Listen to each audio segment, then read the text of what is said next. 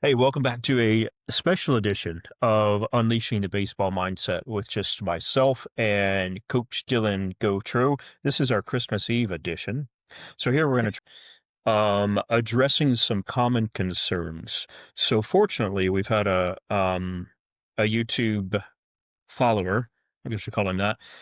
He's left a couple of comments, which we're very grateful for because I think a lot of times whenever we have these conversations, we kind of just get like stuck into our own little bubble here. So having somebody else that is the parent of an athlete's comment, it really gives us a different perspective and gives us some different things to think about.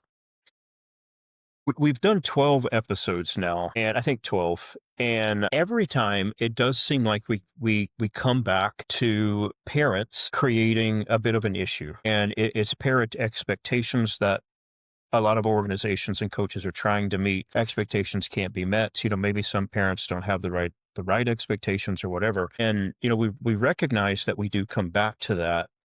But if you think about it too, like we've had several guests on, and the guest also mentioned the parents. And it's not like we frame these up by saying, hey, we want to get on this and talk about the parents. That's not what we're trying to do. And we realize that the parents are the one paying the fees. They're sacrificing a good bit of their time. They're giving us the kids to work with and all of that.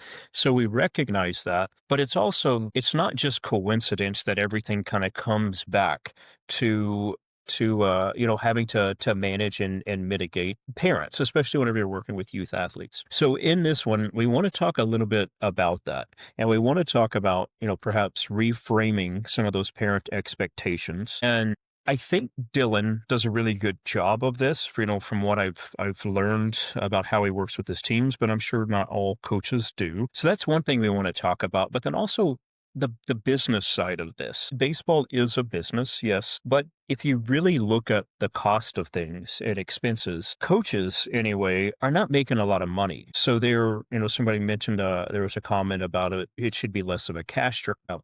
And I can understand that it might look like that. But however, if you really start to get into the cost of all this stuff, again, nobody's making money. I know the coaches definitely aren't making money. Um, what do you try to tell parents about expectation? You're saying? Yeah, I understand. So let's go back to what Mike said, and I think he's right. I think every single parent that we have in baseball wants what's best for their kids, including myself, right? I want what's best for my kids. Every parent on my team wants what's best for their kids. But I also go back to what Mike said is this issue with baseball right now is a societal issue. It's not a parent issue, it's not a coach issue, it's not an organization issue, it's not a money grab issue. It's a societal issue. And the society says go to NIT tournaments, go to Rocker B, go to Broken Bow, all these tournaments that cost parents a lot of money. And it costs coaches a lot of money, believe it or not. And let me go back on something you said. Some coaches are making money, but not a lot. I know coaches that are I charge I'll throw it all out there. I charge $1,600 per kid for the seasons.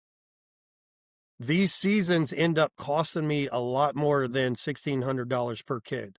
I pay out of pocket a lot of money, and that's to cover gas, to cover hotels, to cover, equipment for the team, the fields being $175, per practice, $75 per practice. So, yeah, these coaches aren't making money. I make negative money. I think a lot of it has to do with our expectations just aren't right when it comes to what we're expecting from the game of baseball. The expectations from the parents are usually, you know, I want what's best for my kids. But at the same time, we need to do a better job as coaches communicating what we believe this game will do for your kids. Can Um, we I want to take a second here. Let's focus a little bit on the tournaments because you said okay. societal issue, which I think is right. Yeah. And then why does society say the tournaments? What's supposed to be the benefit of participating in so many tournaments per season, or just tournaments in general? I think it's comparison, like we talked about yesterday or the other day. I think it's comparison. So when we see, and this is what I with society, I think this horrible issue we have with social media, and we see that this team's going to this tournament, this team's going to this tournament. And unfortunately, we're comparing ourselves to those teams and we want to go to those tournaments. And for whatever reason, and I've made this mistake, trust me, it's not, I'm not saying this is parents doing this. This is coaches and parents both seeing these tournaments and saying, "Oh my gosh, that looks so much fun. I want my kid, I want my team playing in this tournament." So there's a push to play in these specific tournaments so we can post it on social media. And again, I've made And the it's same mistake. and there has to be something more than that too, though. Like I think that is a big part of it. But Colin had mentioned like the fear of missing out. Yeah.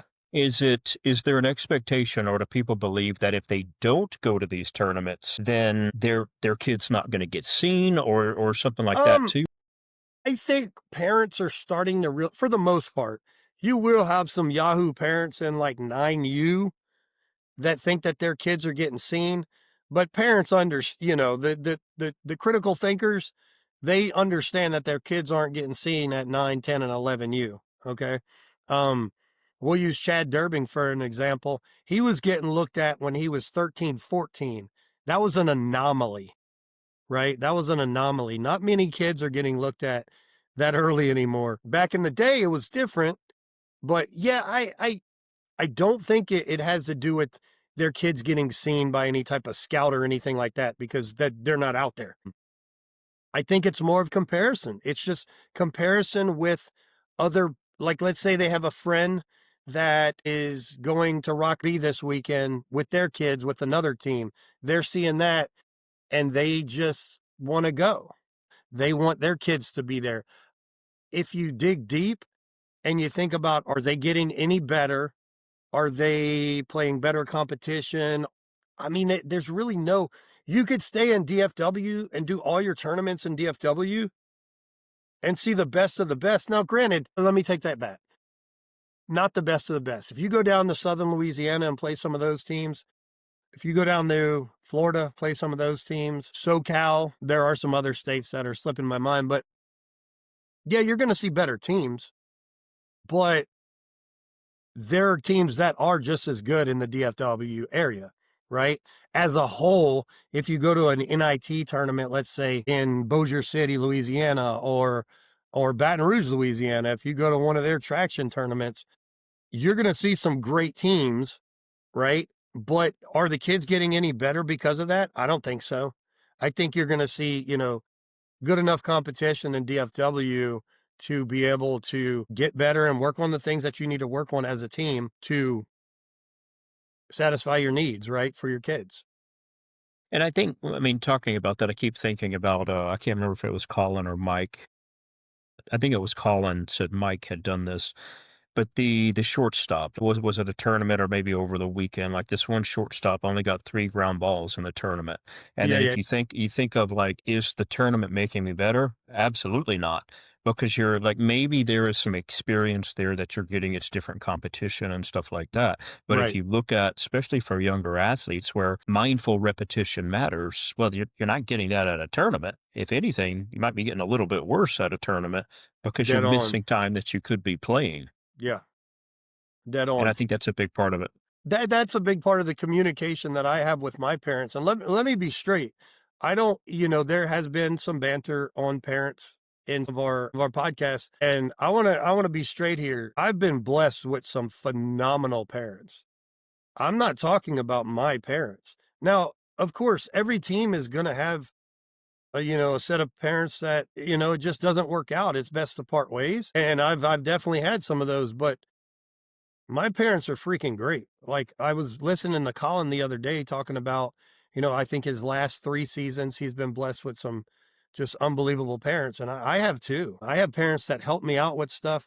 I have parents that I've been able to collaborate with certain things that I'm not good at when it comes to, off the field type stuff. Like all these fundraisers and stuff that goes into going to like Cooperstown and Rockerbie and all these different things. I've had great parents and there's some really good parents on my team, but at the end of the day, we need to communicate what's best for these kids. And I think the parents do need to respect that the coaches do by and large know what's best for these kids.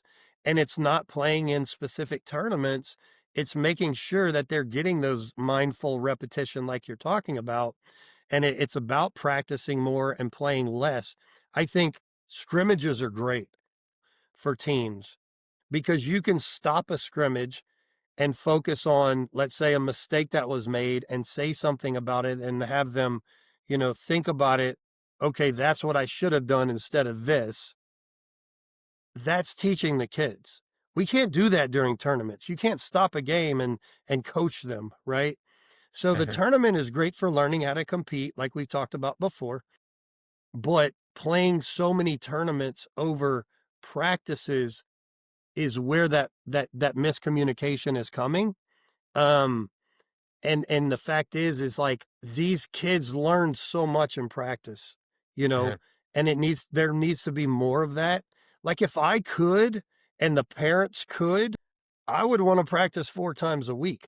I can't do that. Parents can't do that. The kids can't do, there's just too much going on at this point. Baseball isn't a job to them right now, right? So it's to become better humans, which is, you know, my first and foremost goal in life is to help these boys become better human beings, um, and to excuse me, and to have fun at it. But that in the practicing thing, sorry to interrupt. We know that's what Yep. I do best. But the practicing thing that you mentioned, going back to expenses, well, that's going to be $800 a week in fees if you wanted Yeah. to practice four Yeah. times per week. Yeah. And then we have a problem there. Yeah. You're right. Yeah. You're right. You're right. And I do want to go back to the money thing too a little bit. Yeah, I do too, and I want to relate it. I mean, it's not all about me here, but touching on the tournaments, and we go back to the money, and then it's like, how much does a tournament cost? And when we're talking about that, like the tournaments are great for experience, right? You get the kids the experience, but they don't have to do it every weekend. And like, how much are these tournaments costing? And how much, like, if you reduced the tournaments, could that save parents money? And I know like it could, but it's not like you're really making, it's not like there's a lot of extra money anyway. So who really knows? But a little bit about that. What do these tournaments cost? If we reduce that, could it save some money to make it seem, a little bit easier for some parents to foot the bill? Let's say on average 650. I mean, they're all different and it depends on where you are going, right? So Yeah. let's say 650 on average plus your travel expenses, plus your food expenses. Because if you're spending, the deal with DFW is like we don't really the closest part to us that we play at is 5 tool in the colony. So that's about 30 minutes for me. Some people it's 20 minutes, some people it may be an hour, depending on, where they live in DFW. DFW is so big, but if we play NCS, we may be in Arlington, Bedford. So, these people are driving an hour and then they're not going home after games. So you have to stay there. You got to foot money for food and all that stuff. And coaches do too. So at the end of the day, if you play less tournaments, yes, you're saving money for sure. And then when it comes to, like I said, the to go back on the money thing, and you hear the thing money grab a lot from organizations, and anybody that knows me knows I'm an honest person. I'm not going to sit here and say that something's not a business, right? So you take an example for like a club, like a Canes club. Some of them have to pay for facilities. And if you know anything about facilities, and I do because I tried to open one and we pulled out because it was too much money. It takes, 5 to 10 years to recoup your money, depending on The where you go. You owned a different type of facility for what, 8 years? You know Yeah. exactly how much that costs to Yeah. run and operate. Yeah, and that was a gem, and the baseball facilities are a lot more expensive Yeah, if I you will bring imagine. in the hit tracks and all that kinda stuff, all the, technology that you would need to bring in, pitching machines, like, it's insane the amount of money that it costs to open a facility and maintain a facility. You're constantly having to put out money to fix equipment, constantly having to put out money to returf, and, I mean, it's insane. So, these people that own facilities are not making a lot of money. They're not making a killing. They're not millionaires. I know at least 6 owners of facilities around the area that are struggling right now. So, at the end of the day, I, see it from a different lens, I guess, because I know these people and I talk to them, and I actually got to get into the books of one of the most thriving facilities around here, and that was the main thing that had me pull out because I thought this facility was making a lot of money, and the owner, he ain't making a lot of money. He's making a living, but he ain't making a lot of money. So I think there is a misconception that this whole money grab thing where like these clubs are charging dues of $2,500 or $3,000. Well, they're paying for things. It's not, these coaches aren't making, you know, 20, 30, $40,000 a season. They're just not. And I know But that for a fact. and two, going into like the amount of time that you put into it, and I'm sure, like I know you typically go above and beyond because that's the type of person you are, and you genuinely care about people, and not all coaches probably fit into that. Yeah, But yeah, I'm sure a that's lot true. of coaches spend a lot of time doing this, but you still have to go to your day job, and they still have to go to their day job. So it is that like it's a big sacrifice. It's not. Well, and the It's not. mental effect, right? The mental effect of what that does to you and how it drains you, and I'm not saying it's the parents, I'm saying it's the job of being a coach. Um, I put in and I've logged this because me and my wife talk about it all the time. Me and other coaches talk about it. Me and parents talk about it. Is I'll put in 30 to 40 hours a week in baseball during the season. And we're talking tournaments, practices, strategizing, phone calls.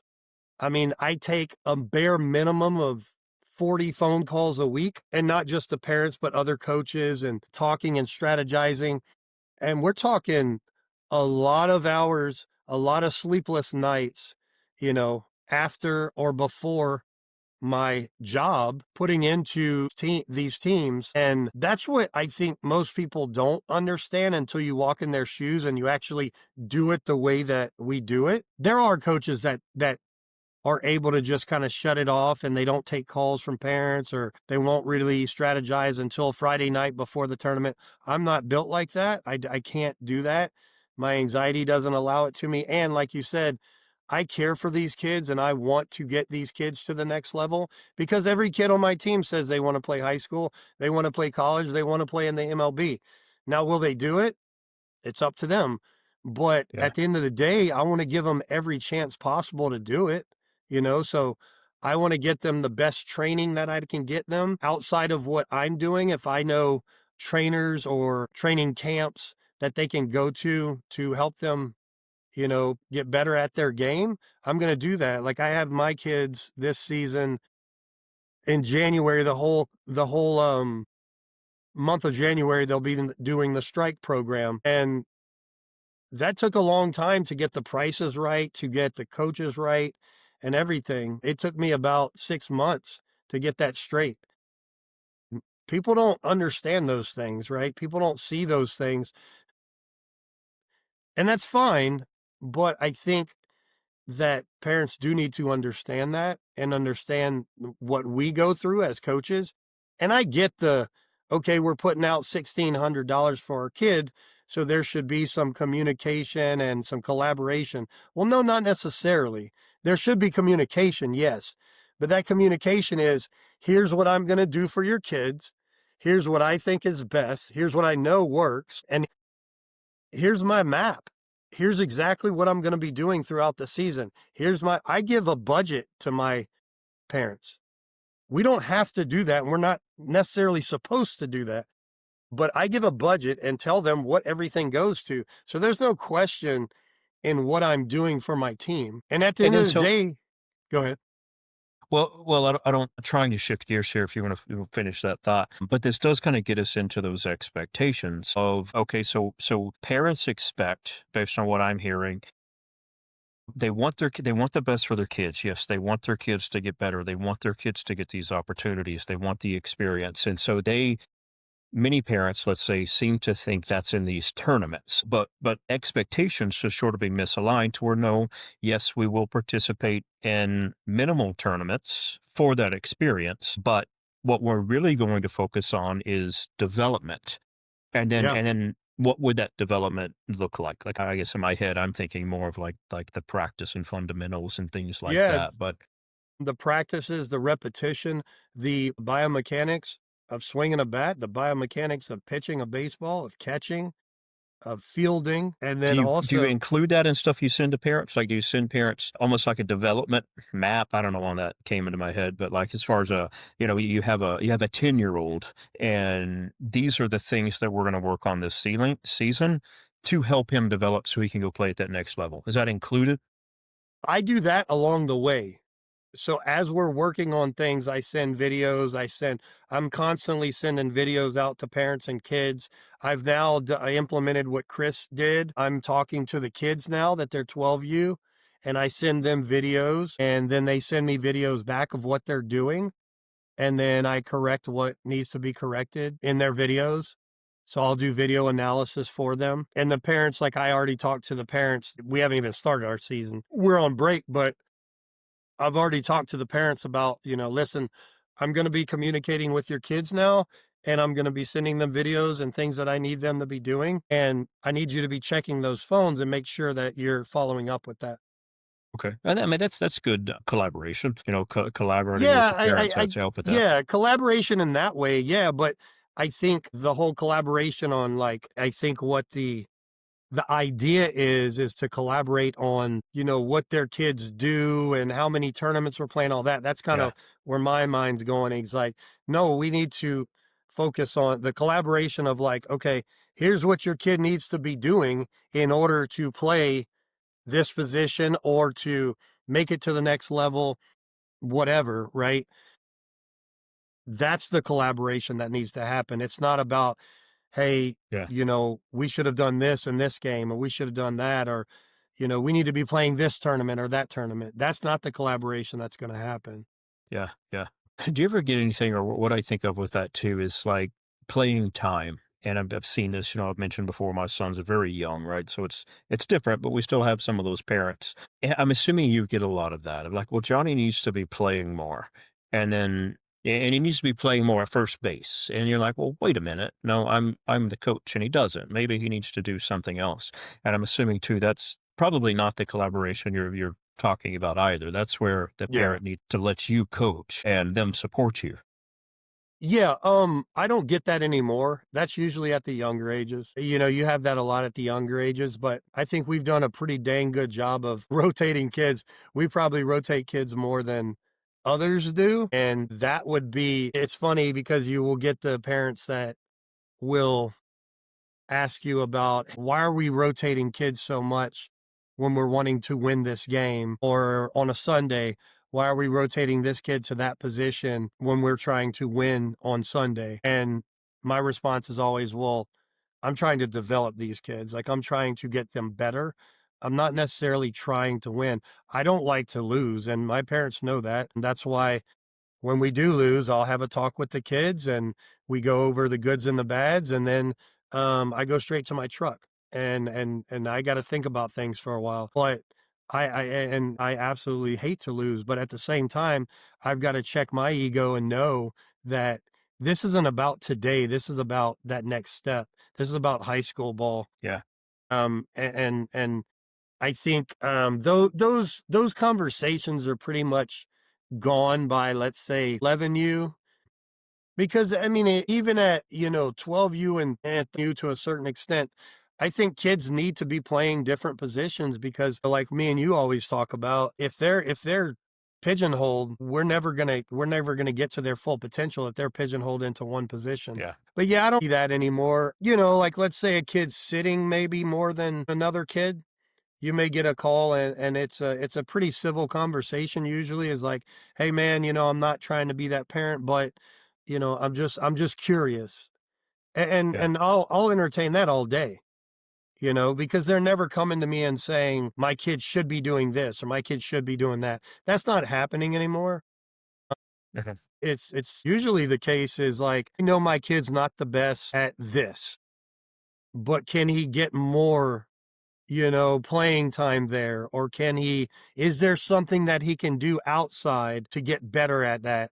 That's usually the conversations we'll have. And those are great conversations, right? Because usually the case is like, let's say we are on a Sunday and I sit a kid 2 innings and maybe the other kids get 1 inning, or I sit a kid 3 innings, the other kids get 1 inning. Well, if there's a kid that can't play in the field and we're in a semifinals or a championship game and he's not really good at playing in the field, then I'm not gonna put him in a prime position when that's a very, very important game for us.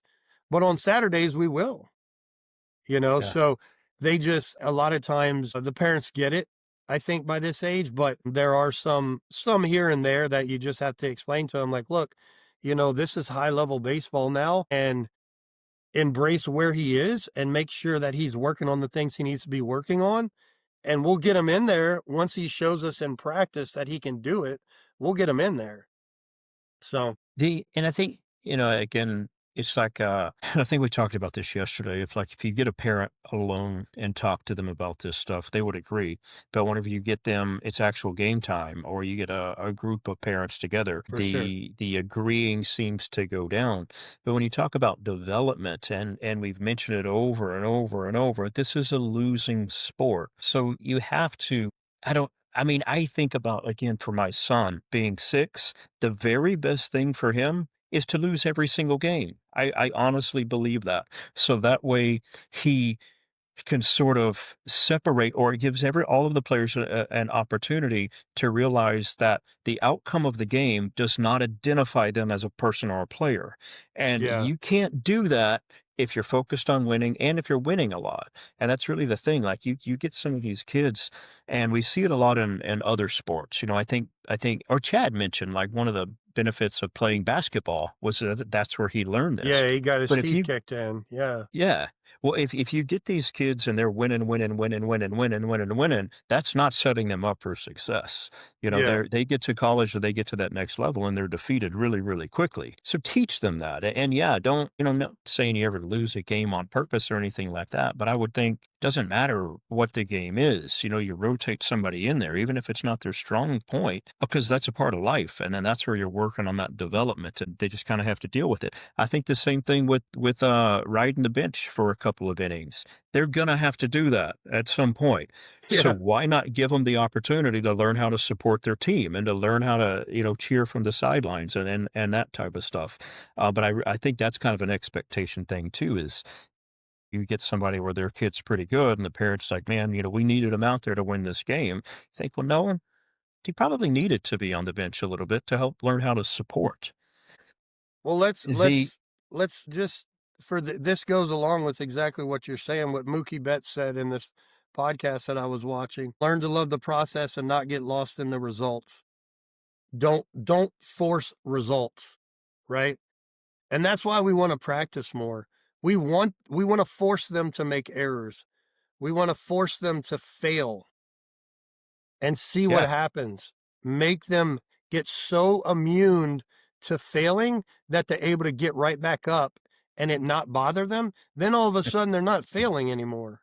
Yeah. I Yeah. mean, that's what happens. That's what happened. I'll go back to my dad. That's what my dad did to me is he made me fail so much at baseball in the backyard that when I got into games, it didn't matter to me. So then I didn't fail. I never second guessed myself. Yeah. And I'm not saying I didn't fail, but I failed less, right? And he also said, accept the good, but also accept the bad. Yeah. Well, I I think mean, we've talked it's about it's great. And you know, if you're into like mindfulness, Taoism, you know, that type of stuff is where they kind of preach this idea of going with the flow, which I don't always agree with, but it's you don't label things as good or bad. Right? Good or bad doesn't that's an interpretation that we come up with. And the Yeah, long scheme of things, it's not good or bad. It's just right. a thing. And then It like just we've talked is. about before, failure, feedback, you know, what's the term that we're using? But you're right. Like that and how many I mean, how many more people do we have to get on the podcast that have played at a high level that say this before people really start to get it? Yeah, And then that goes back to, well, why do we, you know, the parent banter, this or that? It is the parents that are pushing for their kids to play more. It is the parents that are expecting more wins. It is the parents that are wanting to play more tournaments because that's where they think they're either going to get seen or they're going to get the ring or it's going to be something that their kid needs. And I think that's why that continues is because those are the concerns. The coaches, the people we've had on here, the people that have played at a high level, they all understand that development piece. But and again, I'm not a coach, so I don't experience it. But from you and like what Chris has talked about too, it's the parents that are pushing that other direction. Whenever they yeah, do, kind of just need to back off and let the coach develop the player and teach them these. yeah. And I mean, I do the same thing. I make the same mistakes. Is like I don't. This happens a lot where I'm just so beat down from, let's say, a tournament we just didn't play well or whatever, and somebody comes to me, a coach or a parent or whatever, and I'll just agree with them. And then I go home and I'm like, I don't agree with that. Then we all make those mistakes, right? But at the end of the day, there needs to be a process set in place, and it needs to be unwavering. And that's what I think I get better and better at every season. I wasn't good at it in the beginning, but I get better and better every season at sticking with the process no matter what happens, because the process is the process, and that's what we need to embrace, and that's what we need to make sure that we stick to in order to develop strong young men, and not weak young men, because it's just like we talk about all the time. If we go from tournament to tournament and we play every weekend and we think that's what's best for kids, and then they lose, they don't really care anymore. They get to a point where it's like, okay, I'm going to cry and I'm going to boo-hoo, but it doesn't really matter because I got next weekend to play again. Instead of, crap, I got another month before I play a tournament, so I need to suck it up. I need to be, a warrior, and I need to be tough, and I need to go out there and win, Yeah. and I think that's what we're missing a lot of, and that's what we all need to come to grips with, and including myself, is this constant playing of tournaments and not, just focusing on the practicing. I think we've set this landscape up ourselves. And I'm not blaming the parents or the coaches. I'm blaming everybody. Like Mike said, it's a societal issue. We get so caught up in the experience and the results and the really cool tournaments that we kind of miss completely. We miss Yeah. completely what we're supposed to be doing for these kids. Yeah. And I love the thing Colin talked about too, and really what you and Chris have talked about too, of like your job is to develop the player for that next level if they want to play in it. All right. So, high school is going to look one way. But like Colin said, even playing at a JUCO, they're practicing 5 to 6 hours a day.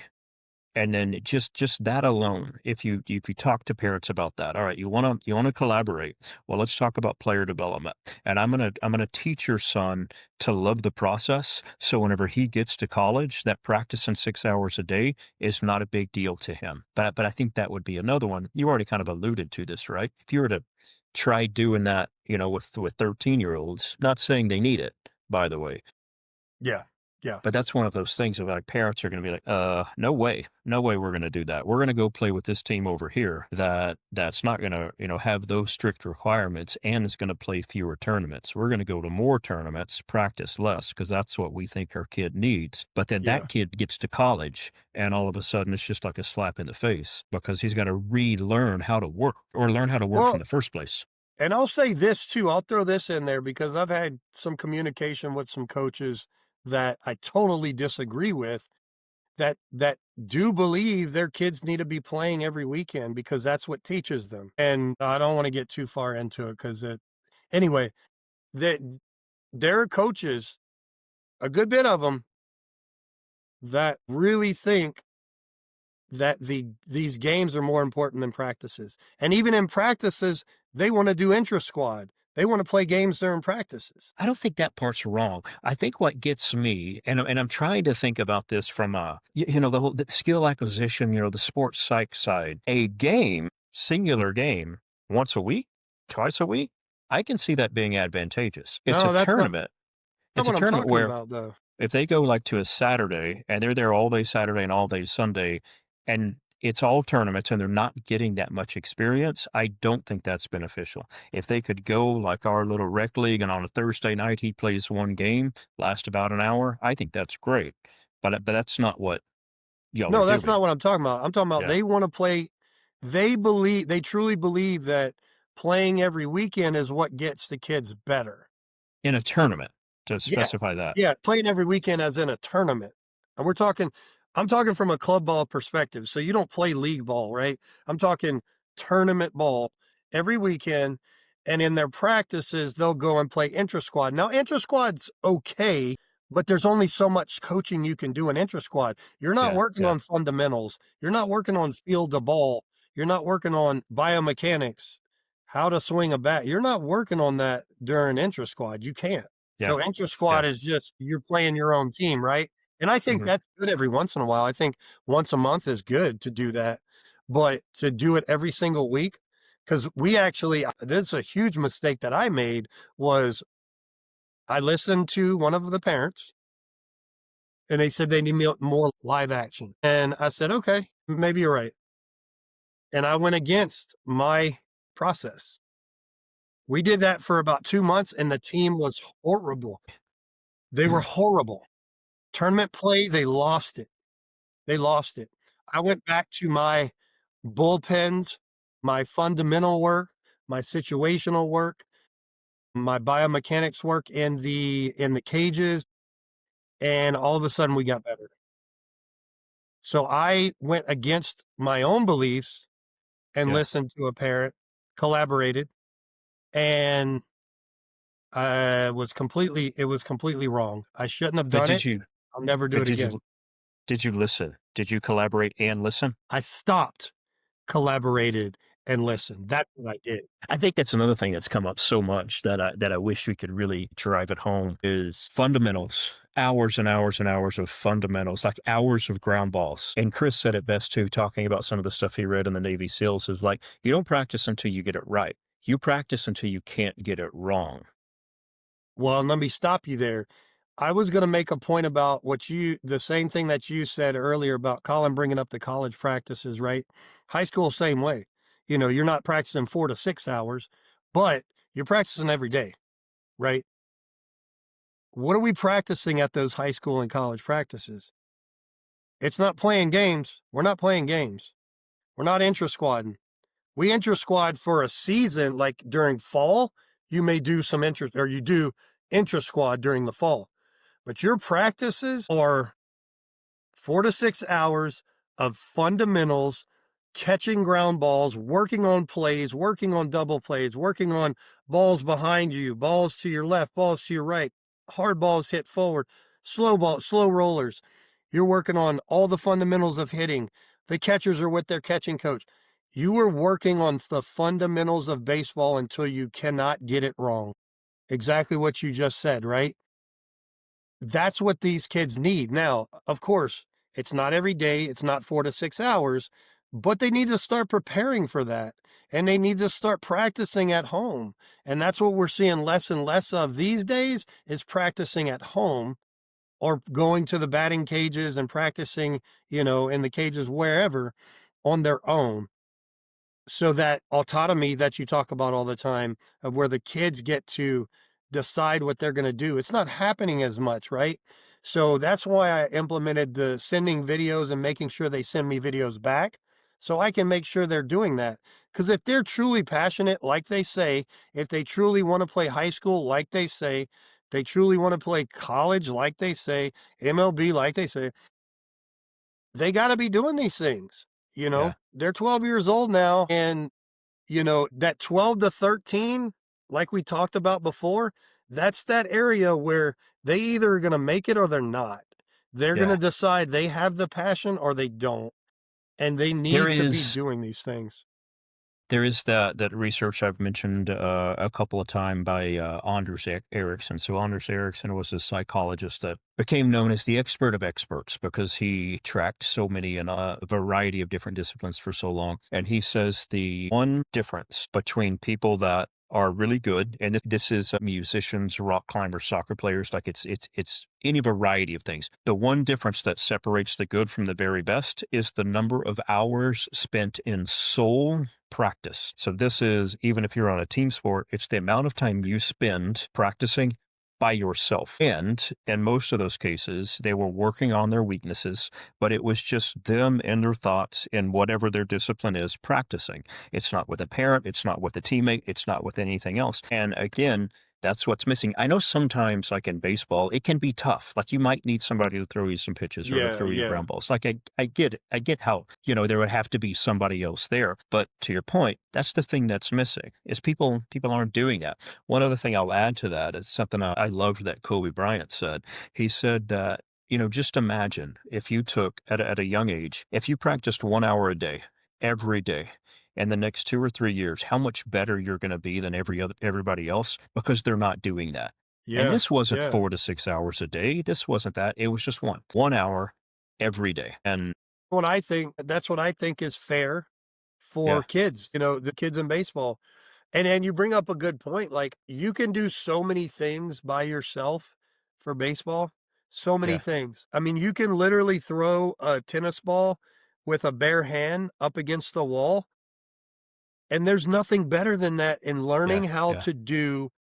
to work through a ball or to step back on a ball or to make a backhand, make a forehand catch. There's nothing better because you don't have a glove, it's harder to make the play, and I'm gonna give one of my kids props. I had a kid that sent me videos, it was either yesterday or the day before, and he was throwing a tennis ball against the wall and catching it. And there's so many things like that that they can be doing, and they're gonna learn so much better without a parent there, without a coach there, without another player there, goofing off with a friend or whatever, by themselves.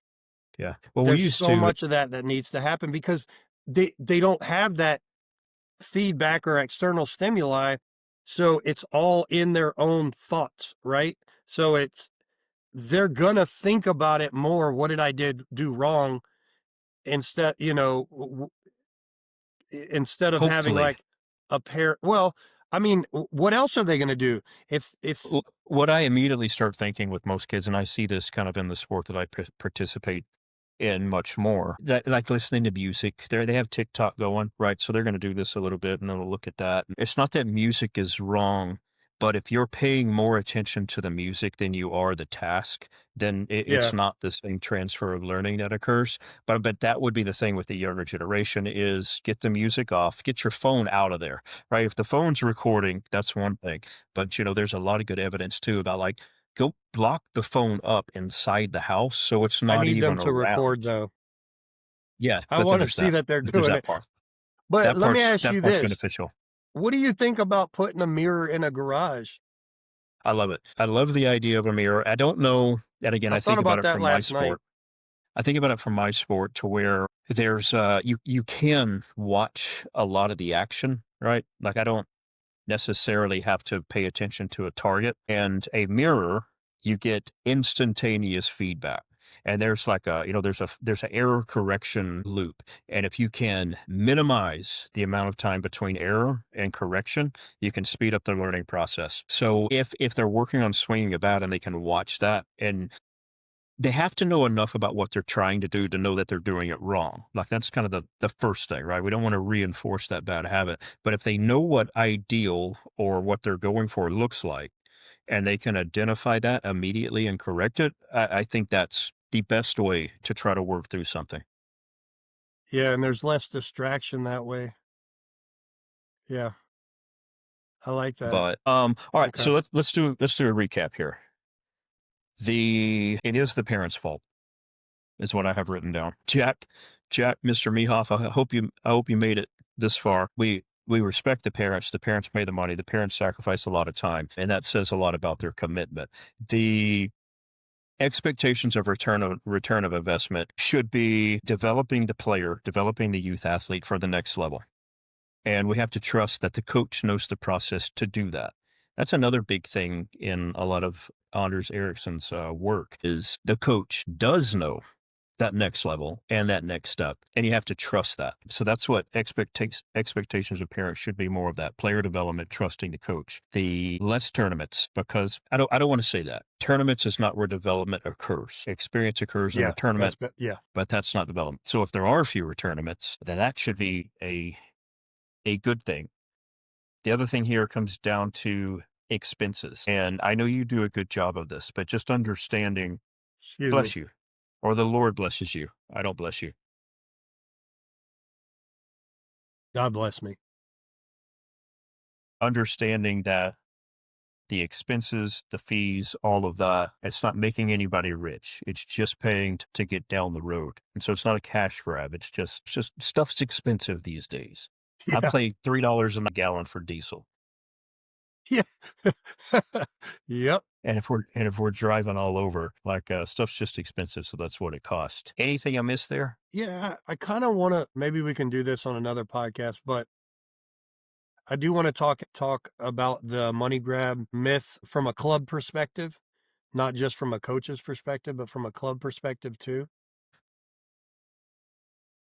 Like I said, as a club director, if you have a facility for your kids to come and play, I do know that my club director, Mike, he has so much passion for the youth in baseball, so much passion. And he's a blessing to have in my corner. He has been nothing but help. He has been nothing but, to me, a perfect club director because I know a lot of them. And I vetted a lot of them before we joined with the Canes many years ago. And I do know for a fact that he's not rich. He's not rich. His wife has a full-time job. He does his facilities thing, and he's the club director. Most of those dues are going to the Canes organization. They are the teams that do train in his facility, which we don't. We do not train in his facility. That's why I am able to keep my dues down, is because we don't train in his facility. But he's got to pay a very big bill at that facility. So at the end of the day, when you look at net profit of those facilities and what he's making, it ain't a lot. And you're talking about an ex-pro athlete, ex-scout, and an ex-coach in the MLB. So you're talking about a dude with tons and tons and tons of experience that could be making a lot more money doing something else. But the fact is he's doing it because he loves youth baseball and he wants to make a change in youth baseball. And you'll see what he's doing in the next year to try to make that change. And it all has to do with what we're talking about. It's training more and playing less. But at the end of the day, it's not a money grab. Now, I'm not saying, don't get me wrong. Are there clubs out there that do that? Maybe. But when I open the books, when I'm able to see the books on a lot of these organizations, I have a friend that's a director down south for Knights Nation, and they're huge in Baton Rouge and the surrounding areas, and they're good. They're really good. They rival some of the best teams in the country. He's an ex-pro athlete. He played professional baseball. He's coached a lot of professional baseball players. He still does. They still fly in to see him, and he doesn't make a lot of money doing what he's doing. He made millions in the pros. He ain't making millions anymore. These people, by and large, are doing it because they love it and they want to make a difference. So I do want to stand up for my, club organizations and my club team or club directors, because I don't want people to think that coaches are out there charging $3,000 to make the club or themselves a lot of money. I'm able to charge less because I am blessed to come out of pocket, and I'm also blessed to have my own facility down the road that had hooked me up for a long time because I know them very well. My daughter works for them. Uh-huh. So I'm able to get some good deals over there. But if I didn't have that, my dues would be $2,000 to $3,000 a season too, just to cover my expenses. If I didn't have the connections that I have with fields and with my local DBAT, um, I would have to have those dues. I would have to. Yeah. There's no other way I could do it. I can't come out of pocket $20,000 a season. There's no way. I come out of pocket, you know, I'll be completely transparent. So I come out of pocket anywhere from $3,000 to $5,000 a season, which, Yeah. you know, I mean, I'm willing to do it because I love what I do. And I say this all the time. If my sons didn't play baseball, I would still be coaching because I love the sport too much and I want to give back to the youth and I want to help develop kids to get, and I want to help them to not make the mistakes that I made Yeah. in college, you know? So at the end of the day, I'm not saying that there are not some money grabs out there because there are. Yeah. And are there bad coaches? Of course. And there are coaches that aren't communicating with parents and aren't setting the path and not, you know, trying to get them into high school, but trying to win, of course. You know, but there's bad in every aspect of life, right? Yeah. Um, But anything else you want to add? man, I hope everybody has a Merry Christmas.